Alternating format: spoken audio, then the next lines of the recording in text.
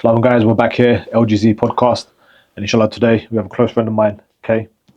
Kay works at the Sixth Form, the Luton Sixth Form, so some of you may recognize him from Luton Sixth Form and from Crime Watch, maybe, not sure. Not yet, give it time. But alhamdulillah, Kay leads the RE program at the Luton Sixth Form, but also he helps with the RE syllabus in primary schools. In Luton or? For now it's just Luton. Okay. It's just Luton. And wa alaikum salam. Alhamdulillah. Lovely to be here. And I don't really do this type of stuff, but it's only for you. Alhamdulillah. I do it every week, so it's all right. Okay. I think we'll start off with, obviously myself, I went through further education and higher education. Yes. But I just had that, I feel like I just had that natural drive that I wanted to do something. And that was the way it had to be done. Yeah. So I wouldn't say that I was particularly into education, but I knew for me to get to the end result, it was only through education. Yeah. So for me, I wanted to become a dentist. And the route to become a dentist is you got to go to college, you got to get good A levels, then you got to go to a good university. You have to do your 5 years, and then that's your end goal. Yeah. If it was any other way, I would have gone down it. If it was an apprenticeship, I would have gone down that route to get to my own end goal. But what, in your opinion, what is the importance of education? Well, education in and of itself, I'm a big believer of people going to education, even going to university. Although the current context of university is a bit more challenging now, because now you've got the increased level of debt, the burden that comes with that. In our time, especially my time, you didn't really have to pay to go to university. So you didn't have to weigh those odds. You didn't have to have necessarily, the interest debate that people have now. But generally speaking, if I leave that aside, and if I can park some of those contemporary issues that inshallah we'll come back to, education itself teaches a human being to think and learn and discover outside of their own small bubble. So it genuinely does. I know it's such a cliche, but expands people's horizons. You get to learn, you get to understand, you get to think. And thinking is such a valuable skill for a human being, right? And in education, you do learn the concept of critical thinking, to be able to analyze and assess that which is around you. Now, there's different ways that thought process can be applied, but through education, you get to understand the world that you're in, and then you can participate within that world that you're in, far greater than if you just sat at home watching television. So if you want to engage with the world that you're in, education is an incredible pathway to it. Look, if I take it back to a religious perspective, the religion of Islam, amongst other religious traditions, has an emphasis on education. Now, that education isn't just based on learn about the religion of Islam. It's a lot of a wider, the Quran tells us, reflect on creation, learn about the natural sciences, and learn about how the world is operating as a means to actually get closer to God. So you study the world you're in, you realize how intricate and how beautiful everything works. And then religions are saying, well, this is a designed process, makes you think, okay, there's a designer here. So you get to learn aspects of a creator through the pathway of education. But where we're sitting in 16 to 19, where we are, is a very weird part of that journey, because it's these years that shape the rest of someone's life. It's a standard blueprint until you do your GCSEs, right? You go through the primary system, you learn whatever you're learning there, you get through your GCSEs. Most people are doing the same stuff at GCSEs, you do your English, your maths, your sciences, humanities, and everything rolling into one. But then by the time you leave your high school and you come into a college environment, you need to actually be making life-changing decisions at the tender age of 16, right? Because you narrow down your field of study into specialisms. Like, we got students that want to do medicine, so they're going to be going into the sciences. They don't have the luxury of learning anything else. So the timetable is taken.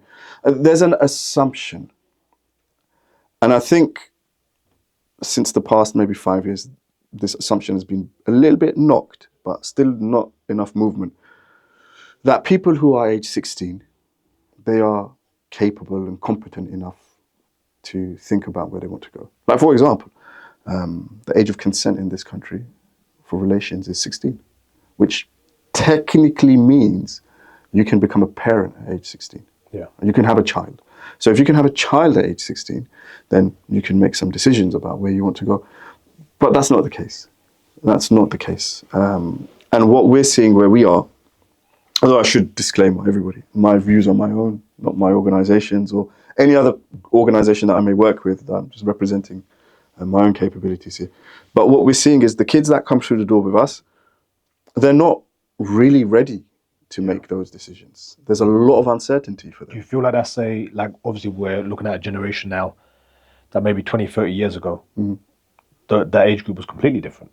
Yeah. Now we're looking at a generation that has progressed. Obviously we've got this technology that's involved. A lot of people on social media. We get a lot of requests for work experience in the surgeries. And we're at a point now where it's almost like we need to do interviews for these kids because a lot of them genuinely don't know what dentistry is. No. Or they really don't know. You ask them when they come in for a whole week of work experience, why do you want to become a dentist? And they really have no clue. Yeah. It's almost like, I just saw dentistry and I'll just go for it. I mean, there's a lot there to unpack. I mean, first things first, actually, ethnic minorities, especially like in Luton, where we have, and the statistics are there, you can see it, like the most highest performing ethnic group are Chinese, and followed by Indian, Bangladeshi, and then it goes down, and the Pakistanis are going. So South Asian community is very pro-education. Right? They recognize I need to be involved in some capacity of education. But what's really interesting is if you then track the kids who have got their grades and where they go and what they do, then the story starts falling apart. Yeah. So, I mean, we can get good grades potentially for our kids. They can sit down and they can perform well at a GCSE, they can perform well at an A-level, they can put their head down. But then when they have to engage with an employer or engage with life outside of their bubble, and I think that's one of the unique factors of living where we are, in the town that we are. It's a very cocooned environment. It's a very small, we've done school trips, college trips, where legitimately students have never been on a train before. These are 17, 18-year-olds. They have never been on a train before. They said, we've never been outside of Luton before. Right? And these are the things that we're hearing. And the world isn't Luton. Right? You don't know that until you leave it. We took the students to Cambridge. They said to me, it doesn't feel like we're in Britain anymore. Right? So there's still a gap there. They work hard, but then they don't have the confidence, they don't have the skills, they don't have the experience after that to then sit down and engage with people. Especially when they go into universities and they go for those interviews. Yeah. And they're tough. Everyone's having the same grades generally. Yeah. I know dentistry is so much tougher than it used to be. Mm-hmm. And like you said, if you can't engage with people, the minute you get to that interview, they've already made up their mind. Yeah. That, look, you're not for dentistry or you're not for medicine or whatever, field they're looking into. But I just find it's difficult that, you finish your GCSEs and then you're almost at that point, you need to know what you want to do.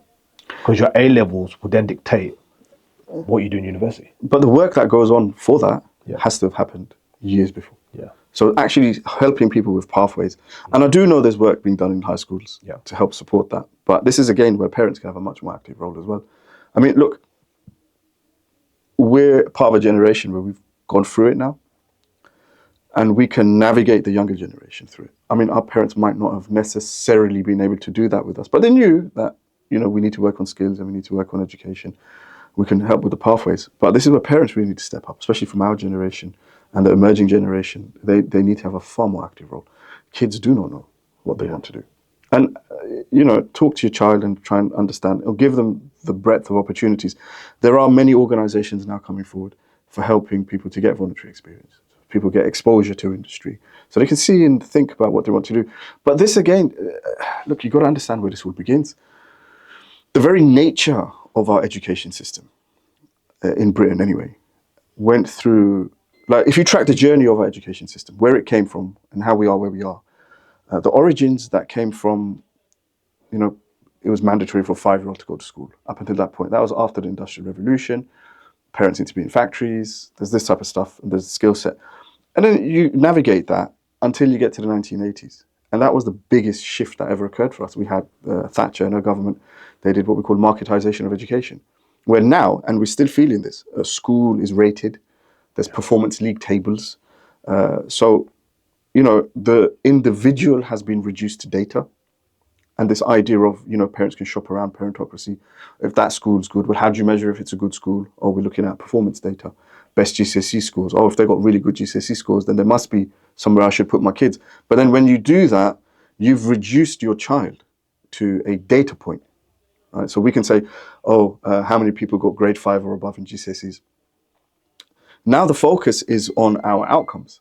It's not the focus on the individual kid on the journey.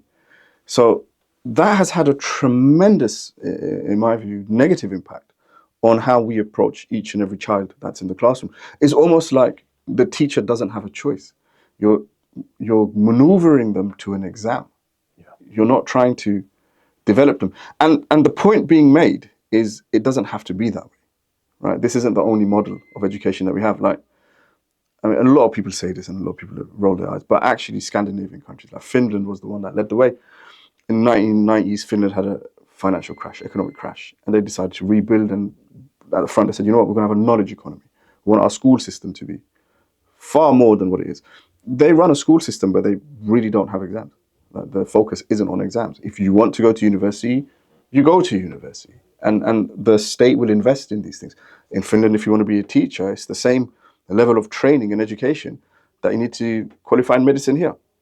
Whereas here, you can do a 1 year teacher training course. Conversion, and then bang, you're into the teaching course. But to be involved in 6 years of research around teaching shows that they're looking at why? Because what takes place in that classroom? Let's break it down.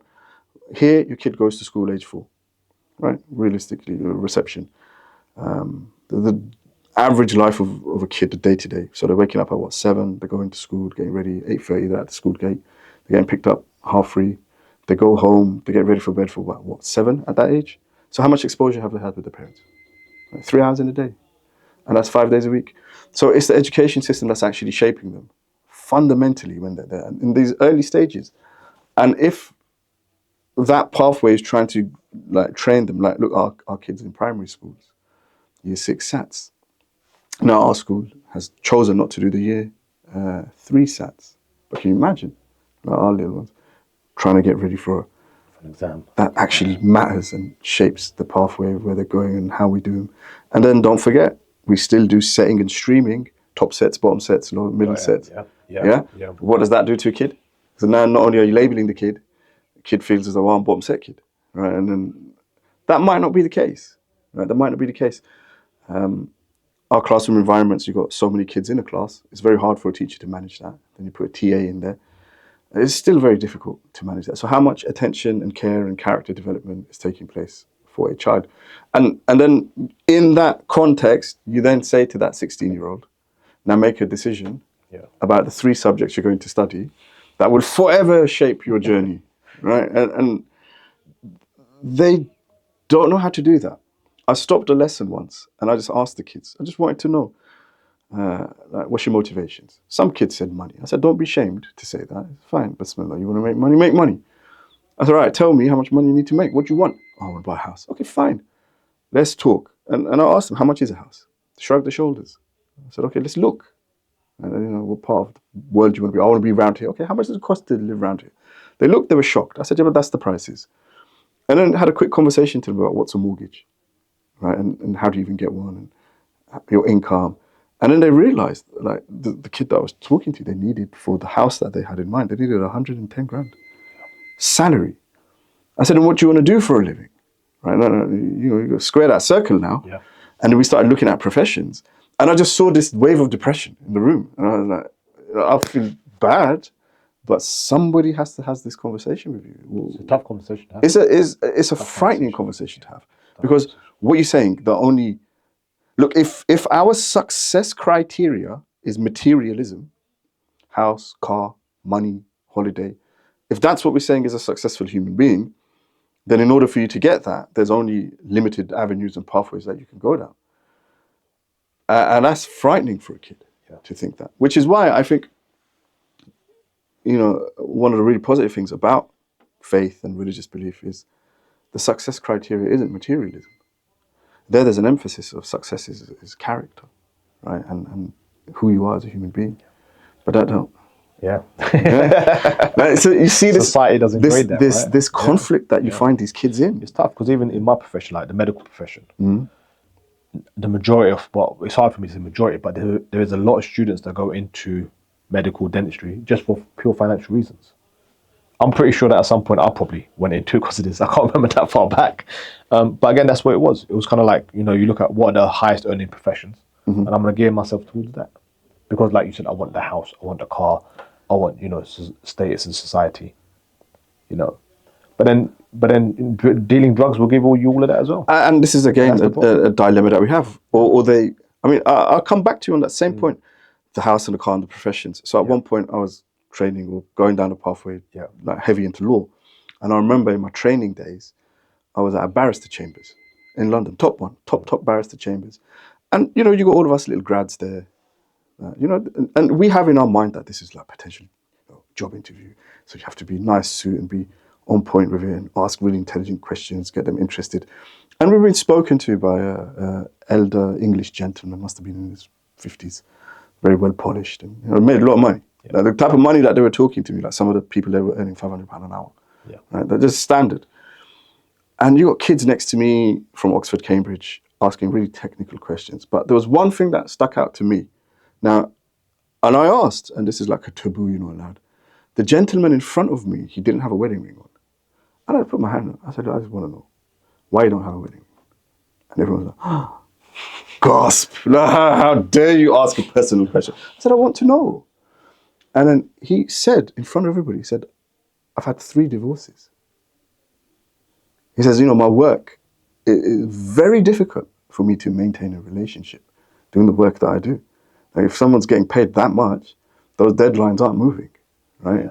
You got to deliver on that. But that was I had to think about that. Fine, you want to give me that money. But at what cost? Yeah. Right, so I can't, and even then I did have aspirations to have a family at one point in my life and to try to be at least a semi-decent parent, which involves my time. It's not just chuck money at the problem. But I had to think, like, you want to give me a lot of money at the expense of what am I supposed to choose between? Right? And I had to go away and think about that. Trying to find that balance. It's hard to do that now, because now, where's the middle class? Yeah. Right?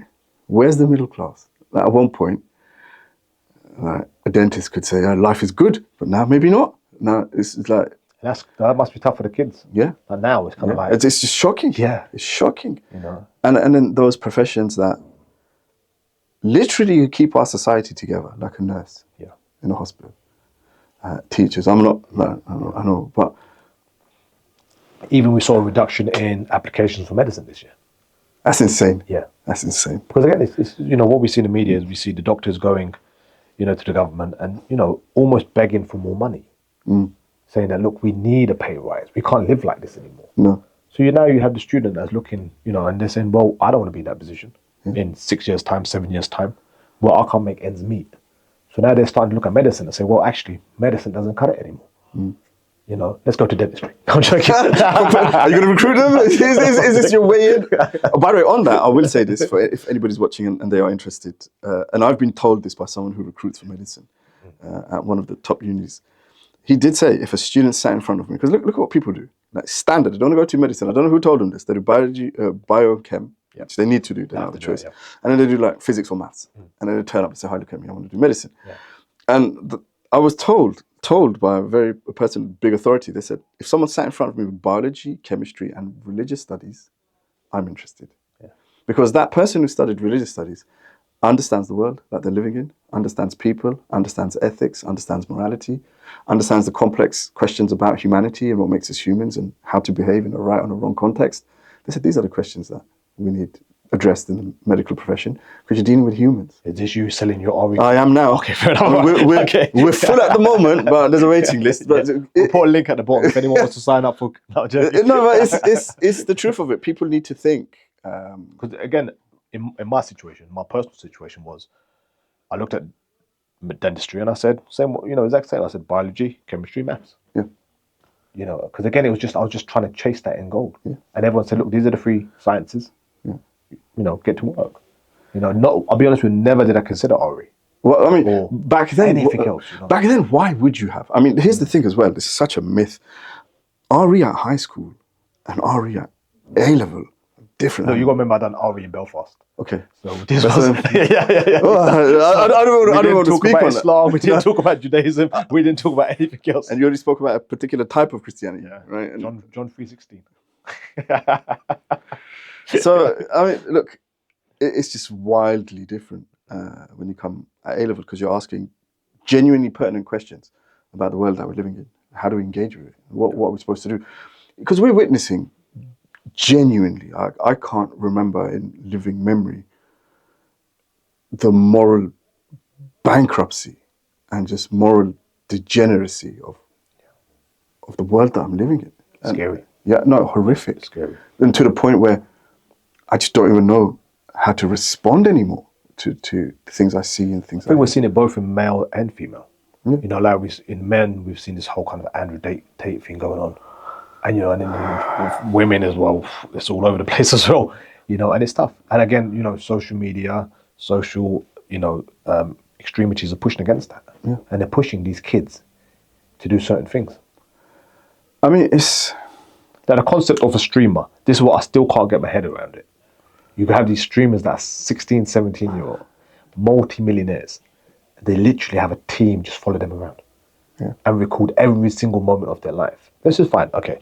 And then you've got millions and millions of teenagers and young kids watching this all day. What else do they have? Like, what else do they have? There's, it's almost like the Truman Show. You remember that? With Jim Carrey. Yeah. Like they're in a film, and you've got all this audience just watching your life. But if we let's go back to a time when these things didn't exist. This is when I was a teenager. There was none of this. Yeah. Right. And the internet's just starting to take off. And so, what did we do as kids? Yeah. Right. We'd have to, like, given where we lived, we'd hang around on roads, right, and not doing anything, just knocking on each other's houses. We just sit there and just talk to one another. Go to the park, play some football, go to the library. Get a book, sit down and read. You had to find a way to occupy your time, which required a bit of effort, a bit of creativity, a bit of camaraderie with the people around you. You couldn't be isolated. Yeah. Life would have been incredibly boring. So we had to be out there. But now they don't need to do that. Yeah. All right. And we are seeing profound negative impact of that. Like now, for example, with these streamers, it's almost like, what can I do more crazy than yesterday? I need to get views. Yeah. You know, so they need to go to more extreme levels, doing more crazy things. Because obviously now I've seen him do something crazy, I want to see him do something more crazy. And again with the computer games, they go in, you know, you get such realistic computer games now. Where you can go up to somebody and, you know, you can shoot somebody and their guts and everything are going all over. And it's normal. You know, you have young kids, 8, 9, 10, playing adult games. I mean, that really bothers me. Like, I don't like it. I really don't like it. I think exposure to those things for a child, I do think is damaging. I think that comes with an age rating for a reason. And I think that needs to be, that's something that, and I think internally as our own community, we really need to work on. And who's responsible? That would be the parent. The parent has to be monitoring that. I think, I don't know if it's because, I mean, I'll use the club as an example. I don't know if it's because we're so busy or stressed ourselves as parents, because we're trying to run around and make ends meet, or we're not aware at how damaging some of this stuff actually is. Why would they let it run like that, right? And one of the things we've managed to do within this RE syllabus that we've done locally, with the support of a lot of people, we've added a whole new area of study within it, from a religious education point of view. So it's asking ethical, worldview questions about this. We've added a study of science and technology from reception going up all the way. Within that, we're talking about these things, right? The streamers, the influencers, and we're asking kids to think critically about some of these aspects. And I remember when we were doing this, we were liaising with our primary teachers in Luton. And I had certain things in year 6 about influencers and all of that. They said to me, you got it wrong. I said, what? They said, 6 is too late. I thought, really? Wow. I thought you were going to say the other way. Nah, they said year 6 is too late. Then you need to push back year 3, maybe, year 4. I said, influencers? They said, yes, you need to be putting it here. These are the conversations that the kids need to be having there. And look, what I see here, look, I come and pick up my kid, take my kid home at grappling, and I see other parents. It's a lot of commitment. It is. For the parent to come and do that. And I'm observing this. They're coming, you know, stressed, rushing around to get here, to drop the kid off and go back. But, you know, Allah bless them, and all the families that are doing this. What they'll gain from that later on is tremendous. I don't know why other parents don't. I mean, look, Is it the affordability? Because that can be worked on. Because one of the things I know about the club is you're not going to turn away. You know, No, we don't. You understand? You're not going to turn away a kid. Is it the accessibility? You're very accessible. Location, physically. You know what I mean? You can be here. Availability. You run classes, mashallah, across the board in different times, so you can accommodate people weekdays, weekends.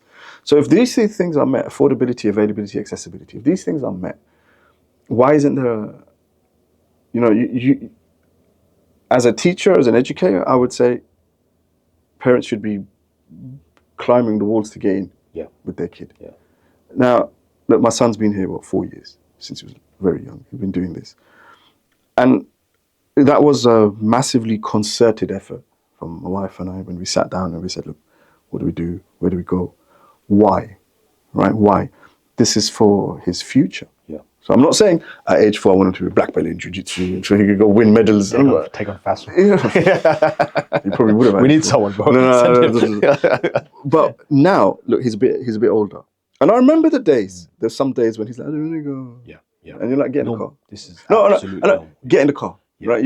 This is not a discussion, child. Get in the car, you're going. And then, but then after you pick him up, he's like, well, happy. Oh, yeah. They come and they have a great time. Yeah. But now, it's part of his identity. I've noticed a massive difference, especially with your son, when he was in the younger class. And then the minute he made that switch to old, he just changed. Yeah. Like, even my son, they just, the minute they hit that older class, they're coming in at 8 years old. So they're the youngest. Yeah. But they're seeing all these older kids. Yeah. And the minute they see these older kids, they mature so much. Yeah. And you start looking at them and thinking, they're not kids anymore. They're little kids anymore. But look at what this is doing. Yeah. Like on a practical level, why we were so keen to do it. It's part of his identity now. Yeah. Like when he goes around places, I mean, sometimes we got to take him from here to somewhere else. We go to an event, he's wearing his gi. Yeah. We have to put a jumper on him. But still, straight after from we got to go. And, he says to his peer group where he meets kids in other places in London, everywhere else, he says, I do BJJ. It's one of the things that he proudly brings to the table. Yeah. And then, obviously, you see where that goes as well when they start playing. But him with the other kids in here and the coaches, I want him to have this network of role models. I was on a course this weekend with dentists. So 2 days of just being with dentists, which is terrible. You poor guy. I don't recommend it. But alhamdulillah, like for me, I just realized how much of a blessing it was that I have jiu-jitsu. And I've been training jiu-jitsu for the last 15 years. Because I was looking at some of the dentists that were with me, and they were almost like, we're looking for something to do in life. And they're almost looking at me with envy, like, oh my God, you found this thing 15 years ago. We wish we had found what you have. And it's almost like you want to explain to the parents that, look, yes, sometimes the kids will say, I don't want to go. Same with school, right? Yeah. The amount of times I've had to drag my kids out of bed because they don't want to go to school. But guess what? We still take them. And they need to look at jiu-jitsu in the exact same way. Now, look, you've chosen, like yourself, you sat down with your wife, you had a discussion, you said, look, these are the positive things that will come out of jiu-jitsu. And it's almost like you guys need to make the decision, not the child. I had a disturbing to me conversation. I had a phone call, and the mother told me that my 11-year-old son, he's decided he doesn't want to play any more sports. So he's made his decision. He's 11 years old. He's made his decision. Yeah. So he's going to stop his football. Okay. He's going to stop his, I think he done a little bit of kickboxing, and he's also going to stop his jiu-jitsu. Okay. And I didn't know what to say. Okay. I just said, okay. At what point do parents allow children to start making decisions? Because what would happen then, I always give the example of education. What happens if now your son, he's 14, 15, just about to do his GCSEs, and he says, guess what, Mum? I don't do education anymore. The same way I quit football, the same way I quit kickboxing, the same way I quit jiu-jitsu, guess what now? I'm quitting education. No, and look, that's subhanAllah. The other day, I can't remember what I was telling him. I was telling him to do something at home, the boy.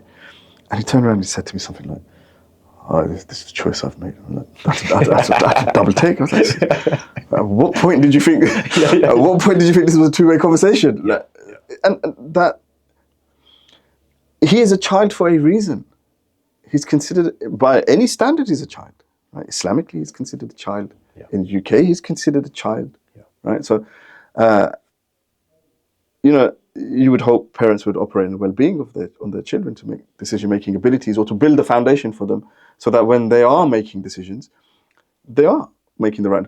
I speak to him about jiu-jitsu, and I consciously said, I said, do you remember that time you didn't want to come? What about now? Are you happy that you come? And he says, yes. He says, he says to us, make sure I don't go late. Oh, what day is it? Yeah, I go jiu-jitsu. I can't go anywhere else. So now it's part of him, and he's recognizing that no, you work for something and you achieve something. One of the benefits about in Luton, there's so many things we could go to.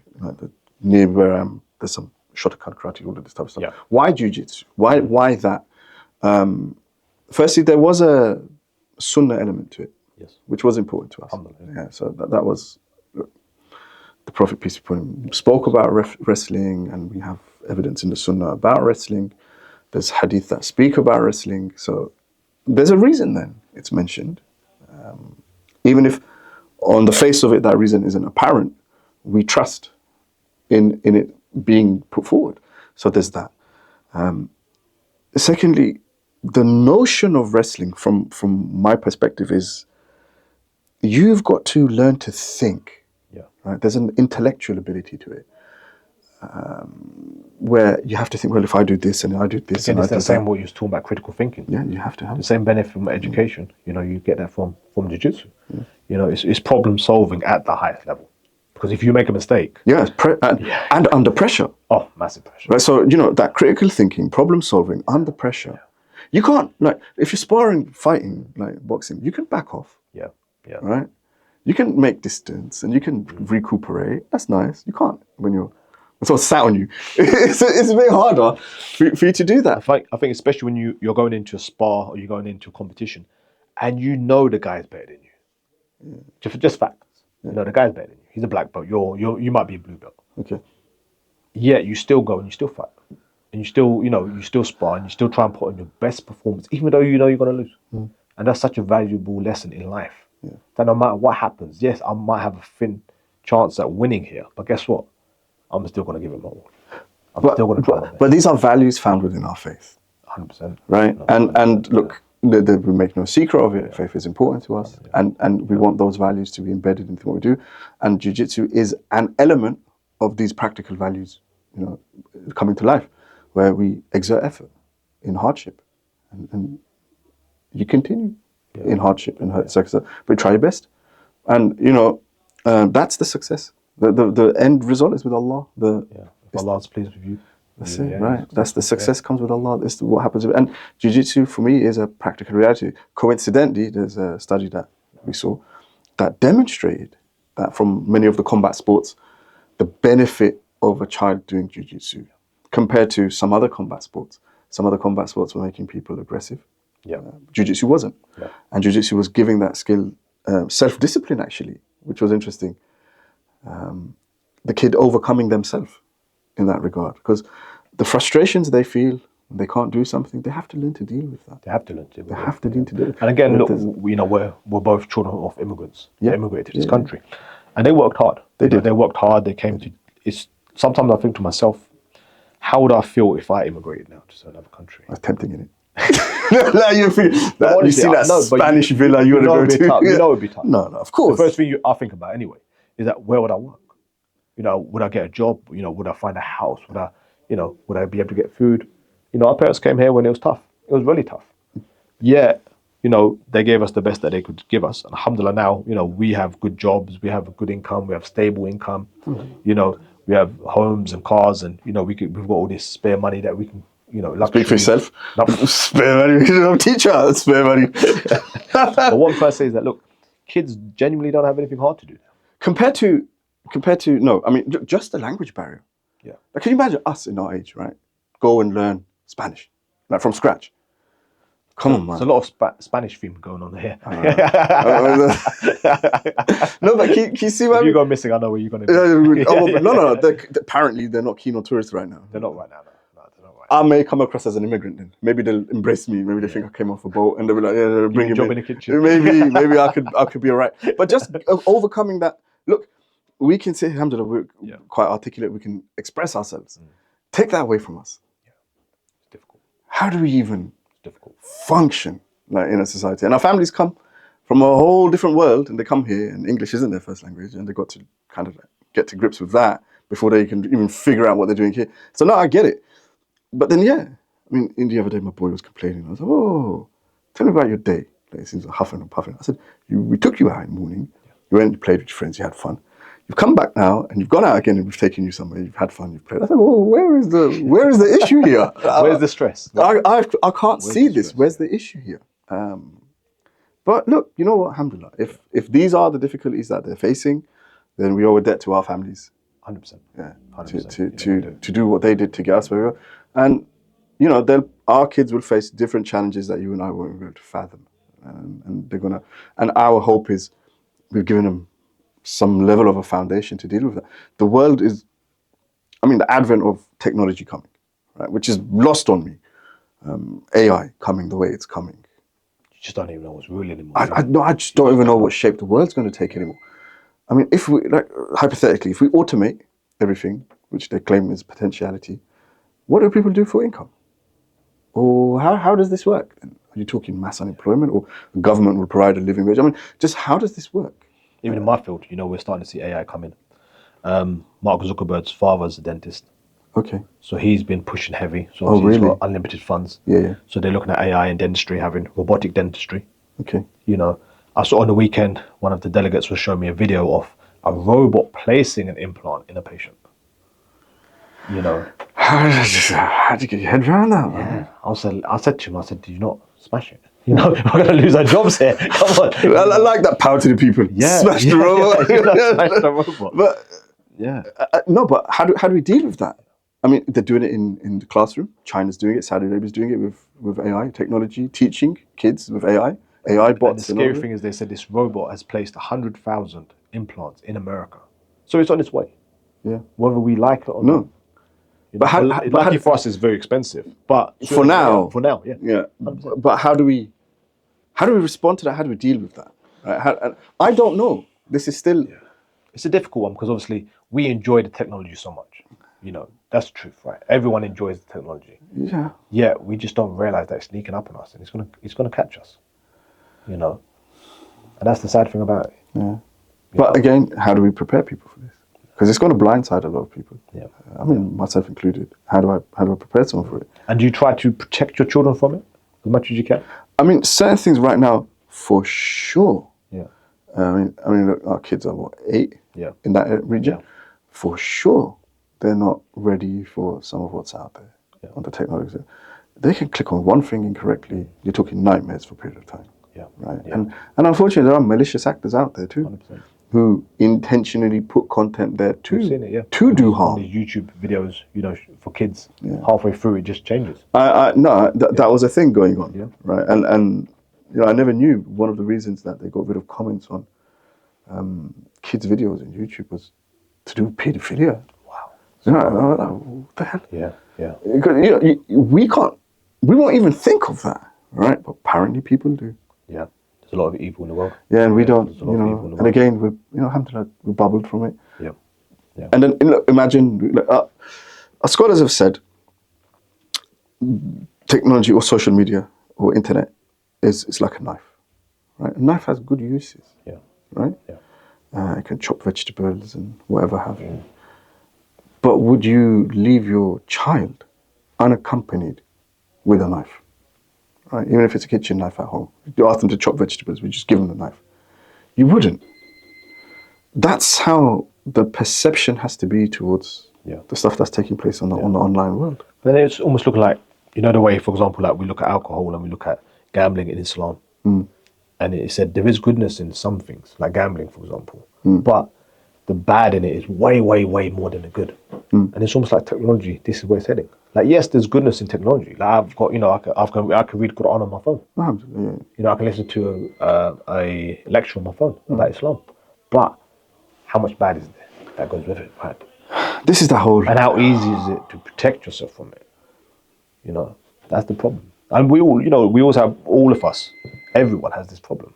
It's a constant battle that obviously, you know, you've got this access to your phone, to the internet, and a whole lot of stuff's on the internet.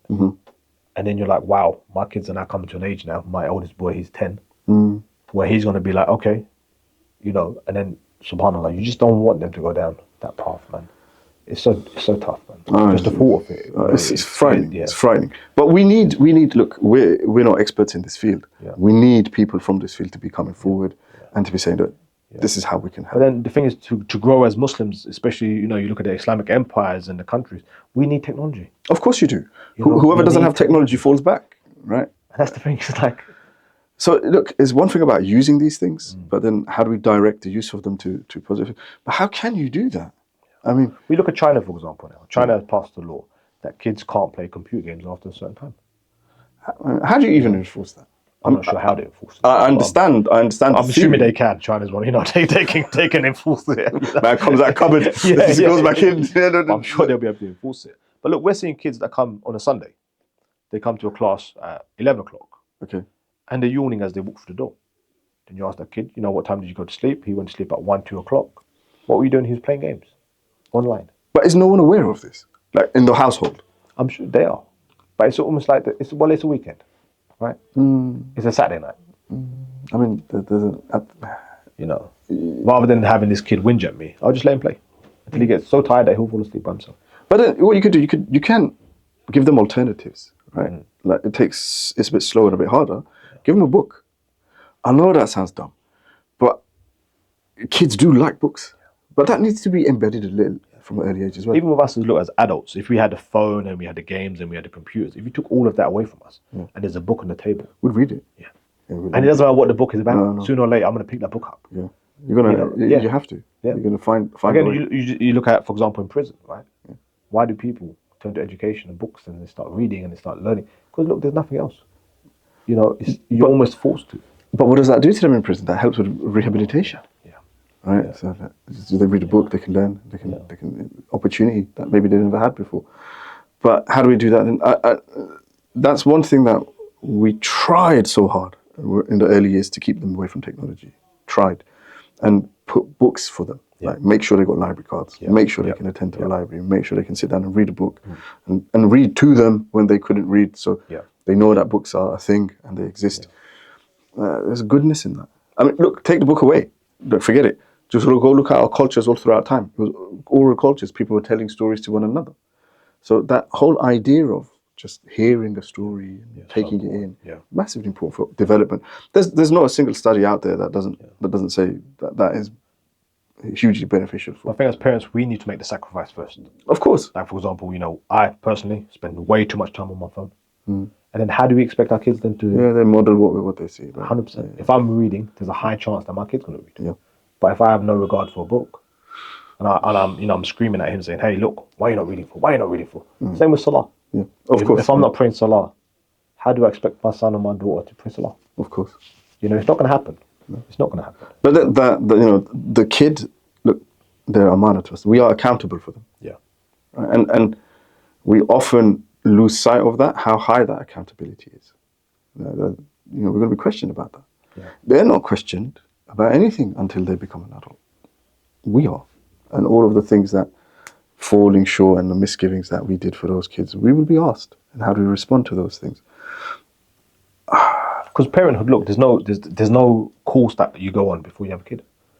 You're pretty much saying, look, there you go, we're having a kid now, so good luck with it, off you go. See what you think's right. And again, interestingly, when you study books in Islam, you're learning about Salah, you're learning about Zakah, you're learning about Hajj and your Saum. Where's the chapter on parenting? Yeah. Because it doesn't seem like it's an exact science. It's not. Right? Like, so many variables. Yeah. So many variables. So even that you need to... But again, traditional ways that society's worked, kids weren't raised by just mum and dad. Yeah. Okay? We've never lived like this before, where we had walls in our houses and we don't know our neighbours. Yeah. And look, Allah said in the Quran that He will test us through our children, of course, and our wealth. Of course. So for us, children, we can kind of say it is a test.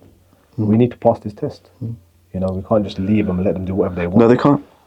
Like each one of you is a shepherd for your flock. The Prophet is one to teach you. So we have to. Yeah, it's tough. You might get it right, you might get it wrong. But that's the trial and error, man. Yeah. But what you need there is networks of support.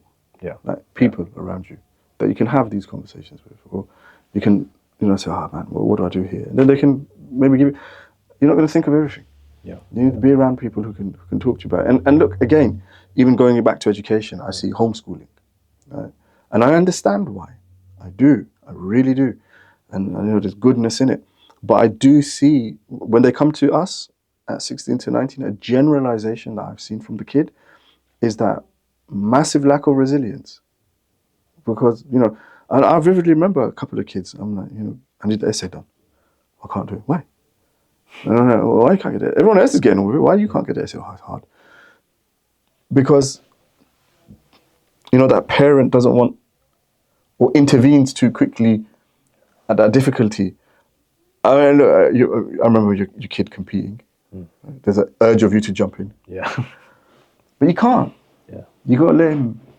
Yeah. You got to let him figure it out. That's not easy for some parents to do.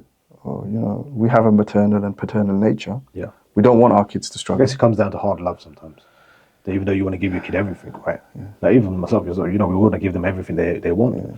But, you've got to make a decision. And you've got to say, no, actually, even though they want this gadget or this whatever it is, I know this is not going to be good for them. That's hard, man. Yeah. It's hard to go against. You want to love your child. But, that's a deception there as well. Sneaky deception tactic that you think love is. Again, expressed in materialism. Yeah. Right? Buy me this. Rather than time and experience, right? Yeah. But I think the overall thing is that, as parents, we need to really invest in our children. Inshallah. And when we say invest your time. Yeah. So give your child as much time as you can. Obviously, it's difficult for some parents, we understand that. But try to, sacrifice your own time, your own personal time. There's no such, I believe there's no such thing as me time. If you're a father or mother or, I don't have me time. Don't put that on me, man. But look, and it's been said, on numerous times throughout our history in Islam is that you should schedule your day. Yeah. And in those, and I look at those schedules, I think it was Imam Ghazali said, and it was like there was no time for free time. No. There was no schedule, no slot for free time. But look what is the anchor of our schedule then as a Muslim, the 5 daily prayers. Yeah. And they're the constant. Yeah. Your kids, your wife and everything, up and down. They're 5 out there, man. So, our schedule is rotating around that, and then we build our family around that. Rotate our family around that. But, inshallah, what I would say is, yes, giving time to the kids is fundamentally important. But from early years, especially with the club, get them involved in things like this. It's mind-boggling how people don't do that and why they don't do that. It's tough. I find it's even tougher when they pull their kid out. And you can see that kids making progress and they're changing, they're not anxious. And it's almost like, okay, we've solved that problem of anxiety and, he's very shy. Now he's not. So let's pull him out. We've got... Look at it like this as an investment point of view. Okay, you put him in now. Yeah. Fast forward to when he's a teenager. Yeah. And these are the critical years, right? Teenage years, especially the context that we live in. Yeah. But imagine you put him in the club from then and now he is. Look at the reality. He has a second place that he calls home, that he wants to be in. So my kid says, I want to go to the club. Yeah. It's this type of club, not the other type, right? And then look who he's around. Yeah. People that like-minded, who have worked hard, exerted effort, understand difficulties, understand challenges, and will overcome them in a positive... That's his social circle then. Yeah. We run classes for teenagers on a Friday night and a Saturday night, just for that reason. Yeah. To keep them busy. So when their kids are off, when their friends are out on the streets, whatever they're up to, they can turn around and say, actually, no, I can't come because I've got my class on Friday night and I can't come Saturday night because and by the time they've trained and they've gone home and they're tired, I look directly at camera and I say, as parents, where do you want your child to be, right? When they're at a place when they have some autonomy. He's going to walk here, right? He's going to come himself. You're not going to always drop him off. Where do you want your child to be? Yeah. I'd rather they be here. Yeah. And like you said, it starts from an early age. Has to be. Yeah. Has to be. You everything we gear them around the material world from a very early age. Yeah. Right? And we encourage them to do that. Even us as a club, the hardest age group that we see in terms of members, the lowest number of members we have is between, maybe 17 and 19. It's such a tough group, but we're seeing the younger kids that have come through the system now reaching 16 and they're still training. And then we can only pray that, when they get to that age, alhamdulillah, that's instilled in them, the hard work. And inshallah, the club's always here. And they know that, like you said, We've built a new gym downstairs as well, some weights. Yeah. So inshallah, when they get to that age where they need to lift weights and they want to get strong, they've got this whole new avenue, you know. But alhamdulillah, man. Okay, jazakallah for your time. Well, no, Allah bless you guys. What you're doing, Allah Jazakallah. put good in it in every aspect. And for the parents or anybody listening at home, as an educator, I say wholeheartedly, these are things you need to put your kids in. And look, we were very particular about where we put our kid. Yeah. We did a lot of homework before we put our kids down. And it was the nurturing mentality that we found here. So we didn't, like, bro, I did a lot of homework. Yeah, I'm sure you did. I had sunglasses on, walking around in bushes looking for you. Yeah, and what we found is that these are people who are coming from professional backgrounds or hard graft backgrounds, not people who still have a foot in the street. And that's fundamentally important to us. 100%. Where we hand our kids over, because this is now his extended family. Yeah. And I know if he's with his coaches, I'm happy. Alhamdulillah. So Allah bless you. Jazakallah khair, man. Alhamdulillah. Inshallah, guys, like Kay was saying, look, if you want to get your kids involved in jiu-jitsu, alhamdulillah, we have classes for boys and girls, weekdays, weekends, alhamdulillah. We've got an extensive program. So guys, look, think about your kids, think about their futures, think about why jiu-jitsu is good for them. And inshallah, we'll see you soon. Jazakallah khair. Assalamu alaikum wa rahmatullahi wa barakatuh. Wa alaikum salam. Wow,